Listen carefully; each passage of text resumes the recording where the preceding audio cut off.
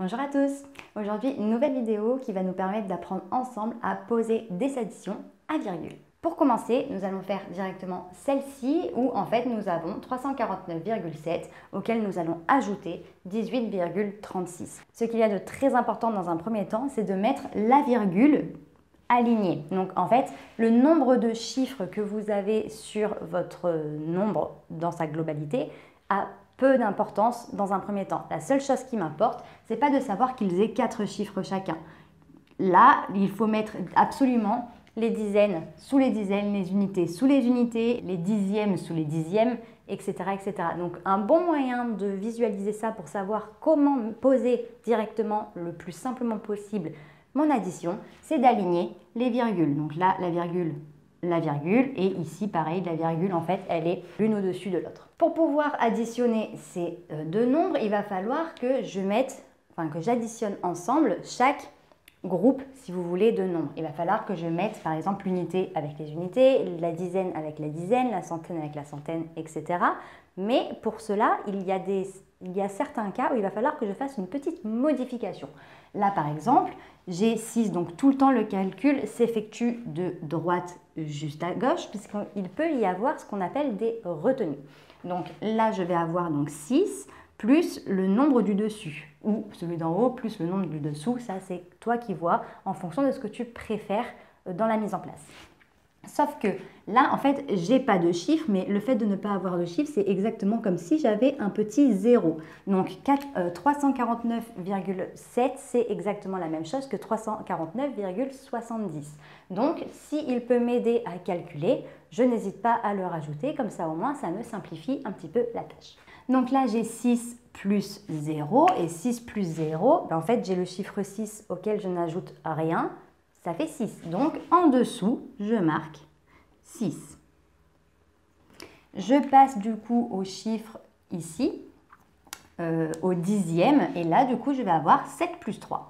Donc, 7 plus 3, si j'ajoute 3 à 7, 7 plus 3, ça me fait 10. Sauf que, en fait, à chaque fois, en dessous, je suis obligée de ne marquer qu'un seul chiffre. Donc là, si j'ai 10, je vais marquer le chiffre des unités. Donc, le chiffre des unités de 10, c'est 0, et je vais poser ce qu'on appelle une retenue. Voilà, comme ça au moins, j'ai mon petit 1 et 0. 1 et 0 collés ensemble, ça fait 10. Bah, du coup, si la somme des deux fait 10, moi ne pouvant en mettre qu'un seul en dessous, je mets le dernier chiffre et je pose la dizaine en mode retenue au-dessus. Je descends ma virgule car elle se situe exactement au même endroit que les deux nombres initiaux. Et maintenant, je vais pouvoir appliquer directement mon addition ici. Donc, 8 plus 9, ça me fait 17, auquel je vais rajouter mon petit 1 en mode addition. Donc, si je fais là 9 plus 8 plus 1, c'est comme si j'avais finalement 9 plus 9 qui me font 18. 18, ce n'est plus un chiffre non plus, c'est un nombre. Donc, du coup, je pose le chiffre des unités. Donc, 18, le chiffre des unités, c'est 8. Je pose mon 8 ici et dans 18, du coup le fameux 10 de 18, je le pose comme une retenue ici, lui aussi. Maintenant que je suis ici, je vais passer au chiffre des dizaines et je vais de la même façon les ajouter. Donc là j'ai 4, 4 plus 1 ça fait 5, plus 1 ça fait 6. Donc je descends et je note mon 6. Maintenant que je suis ici, j'ai 3 plus rien, c'est comme si j'avais 3 plus 0, je n'ai pas de retenue, donc je descends tout simplement mon 3 ici. Un bon moyen de vérifier si je ne me suis pas trompée, 349,7, c'est pas loin de 350. 18,36, c'est pas loin de 18. Donc si je veux faire un ordre de grandeur, 350 plus 18, ça me fait 368. Je suis pas loin. Pour la deuxième opération, exactement le même fonctionnement. Il n'y a pas de stress à avoir. Là, on va avoir directement, si ça nous rassure, je peux mettre soit des points, soit des zéros, là où il y a des trous pour pouvoir me dire, il y a des chiffres de partout, comment est-ce que je vais faire? Donc là, j'ai un point, parce que j'ai juste 17, mais je n'ai pas de chiffre des centaines. Et là, pareil, je peux mettre un point, ou un 0, c'est exactement la même chose, puisqu'en fait, dans un nombre à virgule, en fait, à partir du moment où il y a par exemple virgule 9, il y a une infinité de zéros derrière qui ne me servent pas à grand chose. Donc en fait, je peux les retirer sans trop de difficultés. Par contre, je peux les ajouter si ça peut m'aider. Donc du coup, je peux soit les mettre, soit partir du principe que je mets un point pour dire, bon, j'ai rien oublié, il n'y avait juste rien. Donc maintenant, je vais pouvoir faire mes petites additions. Donc 5 plus 0, ça fait 5.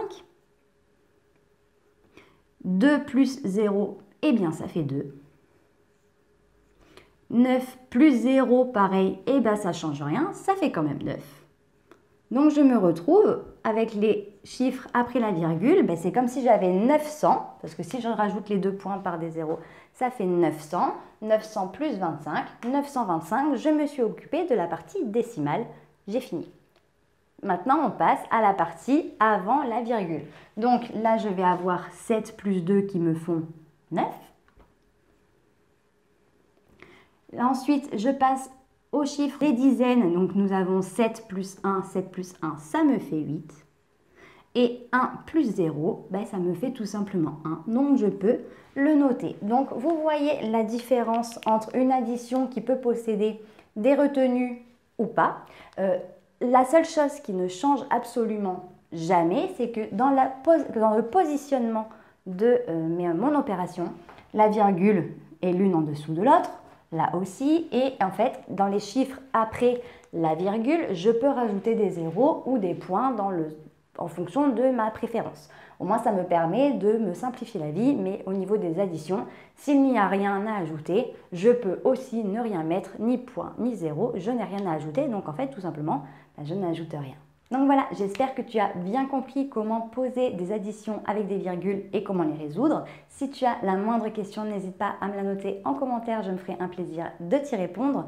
Pour nous rejoindre, si ce n'est pas déjà fait sur YouTube, il te suffit d'activer la petite cloche et sur Internet et les réseaux sociaux.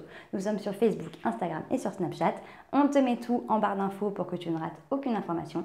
Et d'ici une très prochaine vidéo, je te dis à très bientôt. Salut!